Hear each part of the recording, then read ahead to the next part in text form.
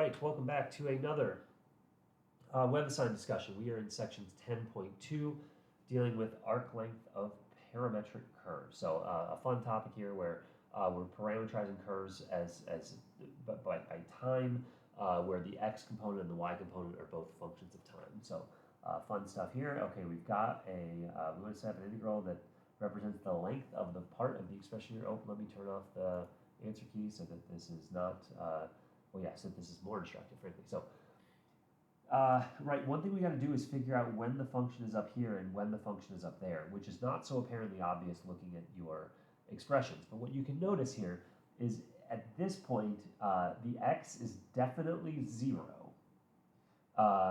in terms of the x coordinate, right? Because this is like 0, 12, it looks like.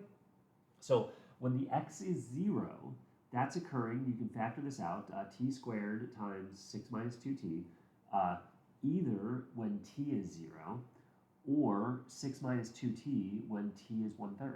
I'm going to guess it's t is 1/3 because when t is 0, y is also 0. So this is the point when t is 0, whereas this is the point up here when t is 3, because 6 minus 2t would have a solution t is 3. So t is 3 is up at this point. Now, what about this other point way the heck over here?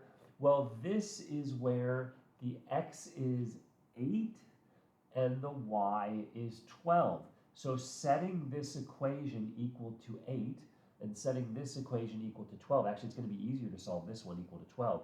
Finding out when y is 12, one of the solutions is going to be t equals 3, and the other solution is going to be this time up here. Oh, guess what? It's -1. Because they've already given you one of the bounds. It's got to be -1. So here's time -1, here was time 0 like we said, and then here's time 3. So you can imagine this over time. Here's time -1, here's time 3. And we're integrating between -1 and 3. What's the expression going to be? Like we've seen from class, you take the square root of x prime squared plus y prime squared. So compute x prime, square it, compute y prime, square it, and do not even try to do that without Wolfram, because it is going to be nasty. So take whatever that expression is between -1 and 3, plug into Wolfram, and get yourself a number to 4 decimal places. Okay, oh, look at this funky curve. So now, oh, it already tells you what the t's are. Hey, that's beneficial. T's are between 0 and 4 pi here, so that's less work than the previous one. I'm assuming that at 0, x is 0. Okay, so this is going to be the point at 0. And y is going to be -4. Yeah. So here's the point at 0, and then we're going to loop around to here at t equals 4 pi. So 0 to 4 pi, and what's inside? Square root of x prime squared plus y prime squared. Get whatever that expression is, and don't try to compute it, because when you got square roots and nasty things inside your integral, let a computer algebra system do the heavy lifting and compute that to 4 decimal places. What about t cosine t? Well, okay, so now we're going to have to deduce. We have a point here at -pi, pi. So we need to figure out when, at what t, we are at -pi, pi. Well, actually, one of the points was told to us is x equals -pi. If you plug in -pi, you'll get x equals -pi times cosine -pi, but cosine -pi is -1, so that will be x equals pi. Hey, here's the point at -pi. So here's t equals -pi is over here. What about this point? I'm going to guess that might be t equals positive pi, because at t equals positive pi, cosine pi is -1, and hey, the x would be -pi. So here we're going from t equals -pi to t equals pi in this form and fashion. What's the expression going to be? Square root of x prime squared plus y prime squared. So compute x prime, compute y prime. You might have to use a product rule, but whatever, it's okay.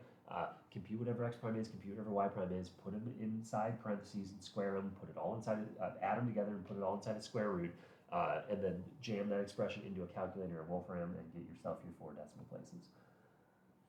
Consider the following parametric curve set of an integral that can be used to find the exact length of the given curve. So here we're going between 0 and 5, so we know 5 is top bound. And what do we have inside our square root?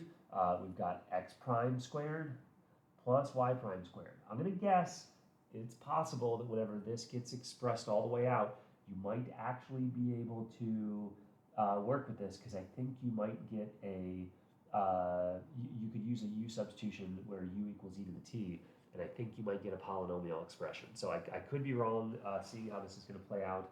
But yeah, if you can't get something like that, you could use a computer algebra system, but I'm guessing based upon the fact that it doesn't ask you to go to a computer algebra system and it says find the exact length, I'm guessing that we can deduce this in some form or fashion symbolically. So when you get the expression of x prime squared plus y prime squared, take your time writing that out. There's probably some sort of u substitution that you can utilize, and then life will be good there. Right, I do think, actually, now thinking about it, just one little extra second, u equals e to the t is probably going to work. Down here, we want to graph this. Okay, we just want to graph the curve. Well, figure out where we're at t equals 0.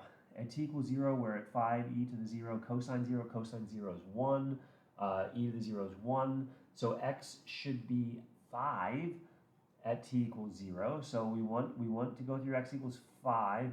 And what's the y value going to be? Hey, well, sine 0 is 0. So at y equals 0, we have x equals 5 and y equals 0. We got to go through the point 5, 0.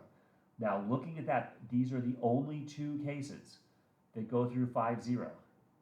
And now the question is, what about, like, looking at the two graphs, one sort of has positive values for y and the other has negative values for y. Well, what are the y's going to be between 0 and pi? Between 0 and pi, e to the t is always going to be positive, but sine t is also going to be positive. And so the y's are going to be positive, and you're going to do this picture. So that's actually a fun exercise as well. Find the distance traveled by the particle position given by blah, blah, blah. Right, so this is going to be integral from 0 to 4 pi, and then we're going to have square root of x prime squared plus y prime squared, because the distance traveled is given by that classical formula. So, right, compares with the length of the curve.